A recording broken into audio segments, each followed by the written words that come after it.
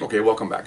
I got an interesting story here. You might think it's brutal, but police work is brutal. Okay, I was new out of the academy, and another reason why I'm bouncing around here is because I don't want to bore you with one particular story, narcotics, and then one particular gang for like 10 stories. I want to mix them up a little bit so you get a variety of things. Anyway, I've been out of the academy maybe I don't know a week, and I'm working with a very competent training officer, and working in a heavy Latin area. And we get a call one night, family dispute, and it's out in the street. Okay, so we roll up, and I'm new, and we get out, and there's a family out there. There's mom and dad. They're probably in their 50s, and the kids are screaming at each other. There's a couple of kids there. So what I thought was strange, I'm new at this, is that my partner puts out a backup call as we roll up. Turns out we needed it. I didn't know this because I find out later on that these people in this area, they like to jump officers. Okay, and I'll tell you this a little bit later. So we get out, and the husband and wife are on top of each other. They're literally physically on top of each other, rolling around the ground. So, and the kids there's 2 or 3 kids, and they're screaming, and everything's in Spanish. And my partner doesn't speak Spanish, so he's trying to negotiate this, and I'm telling him in Spanish to separate. So we separate him, and he gets the father, and I get the mother, and she's an older lady, and they're both been drinking, and she doesn't want anything to do with me, and I'm trying to separate them, stand between her and her husband and my partner. And my partner subsequently was trying to get this guy calmed down, and ultimately he was taken down and handcuffed. But that comes a little bit later. Try to separate him at first, and so wants to see him. I put my hands up. No, ma'am, you can't. And she's doing this, and she comes toward me, and I'm pushing her hands back, and well, I didn't know, but at the time she was scratching my arms, and I was kind of excited because this is something I've never done before. This is an older lady, a little bit younger than my mom, but it's nevertheless, I don't never touched a woman, never grabbed a woman, so I don't know what to do here except just keep them off on my partner. So I hear police cars coming, and I'm pushing away, and time to look over, and I see my partner on the ground with a guy, and I see one of the children being a 16, 17-year-old, jump on top of my partner, okay? And I'm fighting the lady, and at the same time I see an officer come over and grab the kid, pull him off, and put him in a chokehold and drag the kid away, okay? And then all this is happening at the same time, and now my arms are bleeding, and I'm trying to keep her away because I'm new at this. And my partner comes by, and he kind of shoves me out of the way with his shoulder. He goes, "No, this is how you do it." Man, he just gave her a right across the mouth, man, and she went down like a sack of potatoes. He goes, "Cuff her." And so I run over and I put the handcuffs on. I've never seen this before. I've never seen anybody hit a woman like this, especially a police officer. It's like, oh my gosh.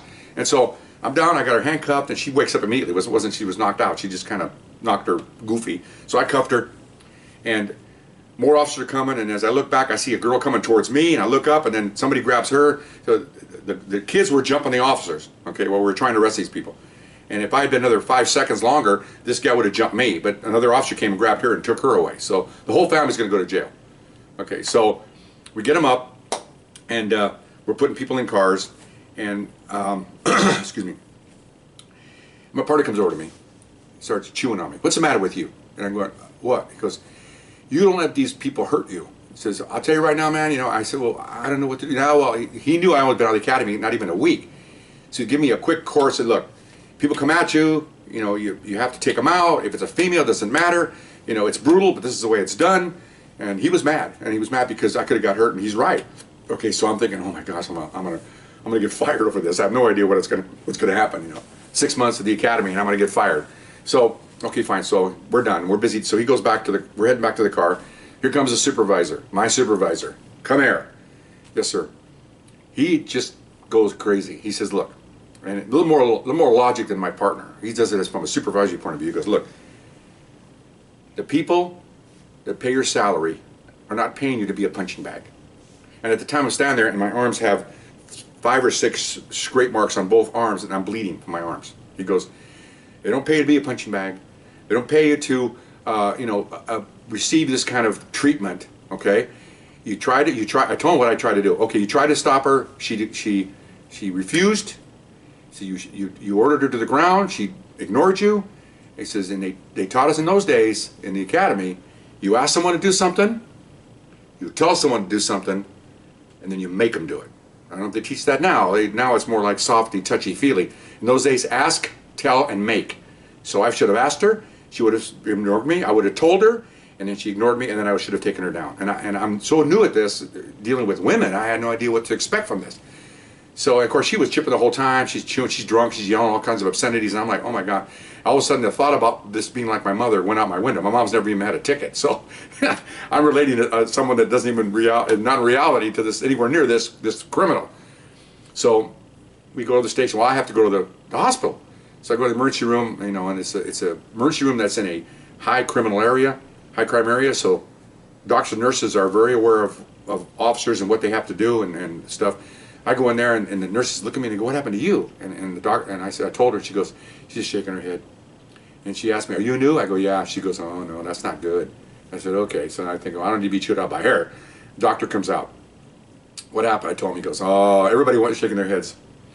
You know, no. So they're treating my arms and putting all kinds of medicine to give me a tetanus shot, and because you know fingernails and teeth have really a lot of germs, tons of germs. So you get bit, forget it. You get fingernails, same thing. So they treated my arms, and even the doctor said, you know, officer, I know you're new at this, but you know, should anybody get you that close to you to do that to you? I say, yeah, no, I just got my chewed out by everybody in the world. He goes, all right. So then I go back and I got all kinds of bandages on and everything, and you know, every sergeant I see hurt already. So I'm the topic of conversation. I go in the station, the watch commander, come here. And he's giving me a little bit of a lecture, but he didn't have to because I already know I already got my butt chewed out by my regular supervisor. And so I'm sitting there going, oh my gosh, and I thought, I'm going to lose my job. And so come to work the next day as if it never happened. And I get in the car with my training officer, and we're driving around. We're eating a burrito on the hood of our car because we don't have time to eat. And I said, well, is everything okay? He looks at me like, what, are you crazy? He said, this is part of learning. Not to get fired over that. I said, you got to learn. You got to learn, kid. You don't get beat up. No, you never start a fight. That's one thing. You never start a fight, but you got to finish every one of them. Okay, just remember that. And I remember that 35 years later. You never start the fight, but if it starts, you got to finish it. Especially if it's against you, you know, an officer, they're jumping you or whatever. So I never forgot that.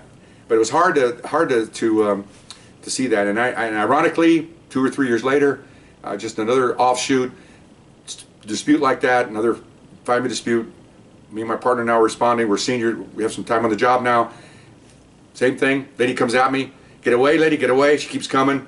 I knocked her out. Okay, it was almost automatic. Okay, down she went. I cuffed her up, and it's over. We reported, obviously. We get her treated.